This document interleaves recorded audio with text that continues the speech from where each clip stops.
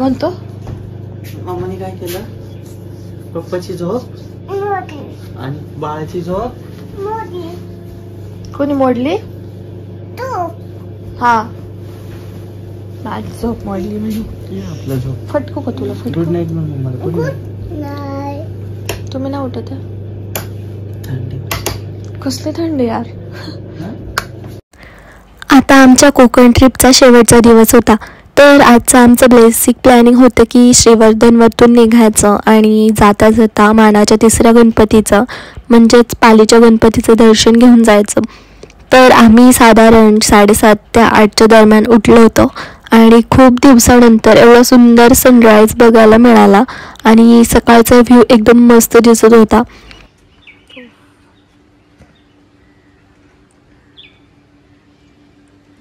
हे बघा इथे पण विहीर आहे, झाकून ठेवले पण ती.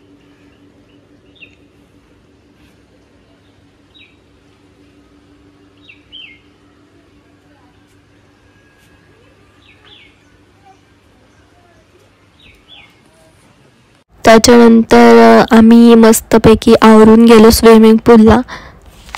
आमचा चेकआउट टाईम 11चा होता आणि आम्ही पूलमध्ये मस्त एन्जॉय केला. सक्षमसुद्धा त्याच्या पप्पांसोबत बॉल खेळत होता. पाणी खूपच गार होतं त्याच्यामुळे त्याला काही पाण्यात येऊ दिलं नाही. त्याला बाहेरच बसवलं होतं आणि आम्ही त्याच्यासोबत बॉल खेळत होतो. चला तर आज आहे आमचा लास्टचा दिवस आणि आता आम्ही आवरून निघालो ब्रेकफास्ट करायला. फोटो काढ ना आपला. हे बघा हे आमचं कार्ट. झालं आवरून? येस.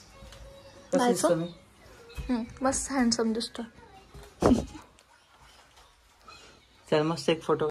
आम्ही आमची सर्व पॅकिंग करून ब्रेकफास्ट करायला रेस्टॉरंट एरियामध्ये आलो. ब्रेकफास्टची ऑर्डर दिली आणि ब्रेकफास्ट येईपर्यंत सक्षम खेळत होता आणि मी मेनू कार्ड बघत बसले. आमचा ब्रेकफास्टचा मेनू होता पोहे, शिरा, तांदळाचं घावण, त्याच्यासोबत चटणी आणि त्याच्यानंतर आम्ही भुर्जी पण ऑर्डर केली होती. बट ती व्हिडिओ मी आधीच काढलेली, त्याच्यानंतर व्हिडिओ काढायला विसरून गेली. आणि नंतर आम्ही ब्रेकफास्ट वगैरे करून वुड्स व्हिलाचा निरोप घेतला. साधारण 4 ते 5 किलोमीटर पुढे गेल्यावरती वुड्स व्हिलाच्या मॅनेजरचा कॉल आला की रूमची चावी तुम्ही घेऊन गेले.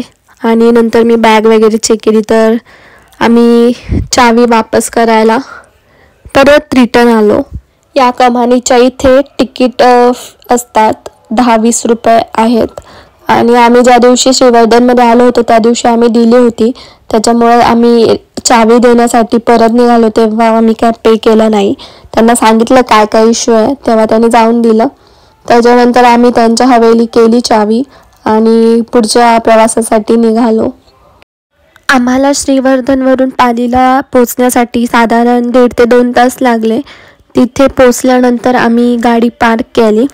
गाडी पार्क करण्यासाठी चार्जेस होते, 40 रुपये चार्ज आम्ही पे केलं आणि 1 तासासाठी 40 रुपये पे केले आम्ही. त्याच्यानंतर अजून 1 तास झाला तर अजून पे करावे लागतात, म्हणजे तिथे तासावरती गाडी पार्किंगचे चार्जेस घेतले जातात. हे आहे प्रवेशद्वार. प्रवेशद्वारातून आतमध्ये प्रवेश केल्यावरती आपल्याला फुले, हार, नारळ, प्रसाद आणि विविध खाद्यपदार्थ यांचे वस्तूंची दुकाने आपल्याला बघायला मिळतात. सुरुवातीलाच धोंडी विनायकाचे मंदिर बघायला मिळते. परंपरेनुसार बल्लाळेश्वराचे दर्शन घेण्यापूर्वी प्रथम धोंडी विनायकाचे दर्शन घ्यावे लागते. धोंडी विनायकाची ही मूर्ती स्वयंभू आहे आणि बल्लाळेश्वराची पण मूर्ती अशा स्वरूपाची आहे. त्याच्यानंतर बाप्पाला अर्पण करण्यासाठी जास्वंदाची फुले आणि नारळ तुम्ही इथून घेऊ शकतात. तुम्हाला जागोजागी असे मार्गदर्शक फलक बघायला मिळतात. येथे हात धुवून पुढे दर्शनास जाता येतं. मंदिरात जाण्यासाठी हे बॅरिगेट्स आहेत ते पार करून जावे लागतं. आम्ही गुरुवारी 1-2च्या दरम्यान आलो होतो, त्यामुळे गर्दी अजिबात नव्हती. पण अंगारकी चतुर्थी, गणेश चतुर्थी आणि इतर धार्मिक सणांच्या वेळी इथे भरपूर गर्दी असते. असे म्हणतात इथला गणपती नवसाला पावतो. अष्टविनायकांपैकी मानाचा 3रा गणपती म्हणजे पालीचा गणपती. तर तुम्ही बघू शकता ही मूर्ती कशी आहे. मंदिराचं बांधकाम अतिशय रेखीव असून पेशवेकालीन वास्तुशैलीचा प्रभाव आपल्याला इथे बघायला मिळतो. मंदिराचं बांधकाम आतून दगडी आणि बाहेरून लाकडाचं आहे. बल्लाळेश्वर मंदिराचं वैशिष्ट्य म्हणजे बल्लाळेश्वर हे नाव त्याचे भक्त बल्लाळ याच्या नावावरून पडलं. तुम्हाला जर याची पूर्ण माहिती पाहिजे असेल तर गुगलवरती अवेलेबल आहे, तुम्ही बघू शकता. मंदिरातील खांबांवरती सर्व अष्टविनायकांचे फोटोज लावलेले आहेत आणि मंदिराच्या मुख्य दरवाजावरती भली मोठी घंटा लावलेली आहे. मंदिराच्या समोरच पाण्याचं भलं मोठे कुंड आहे. त्याच्यानंतर आम्ही मंदिराला प्रदक्षिणा घालण्यासाठी गेलो.